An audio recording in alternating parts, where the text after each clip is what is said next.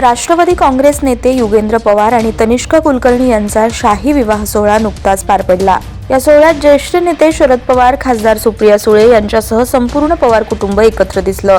राजकारणातील अनेक दिग्गजांनी उपस्थिती लावत नव दाम्पत्याला शुभेच्छा दिल्या। राष्ट्रवादी काँग्रेस शरद पवार गटाचे युवा नेते युगेंद्र पवार आणि तनिष्का कुलकर्णी यांचा विवाह सोहळा पार पडला। त्याचे काही खास फोटो समोर आलेत। यात संपूर्ण पवार कुटुंब एकत्रित दिसतंय। युगेंद्र पवार आणि तनिष्का कुलकर्णी यांचा विवाह सोहळा मुंबईतील वांद्रे कुर्ला संकुलातील जिओ सेंटर येथे आयोजित करण्यात आला होता। हा सोहळा थाटामाटात पार पडला।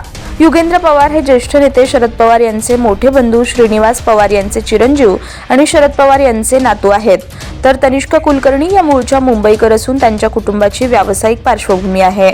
युगेंद्र पवार यांच्या विवाह सोहळ्याला ज्येष्ठ नेते शरद पवार, खासदार सुप्रिया सुळे यांनी हजेरी लावली। या खास कौटुंबिक सोहळ्यासाठी राजकीय मतभेद बाजूला ठेवून संपूर्ण पवार कुटुंबीय एकत्र आले होते।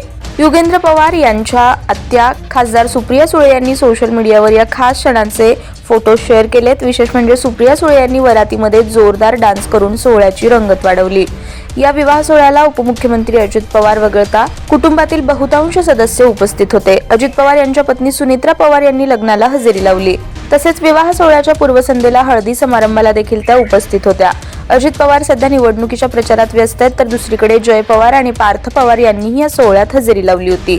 युगेंद्र पवार व तनिष्का कुलकर्णी यांच्या या शाही विवाह सोहळ्याला महाराष्ट्राच्या राजकारणातील अनेक दिग्गजांनी हजेरी लावल्याचं पाहायला मिळालं। यावेळी अनेक दिग्गजांनी वधूवरांना शुभेच्छा दिल्या।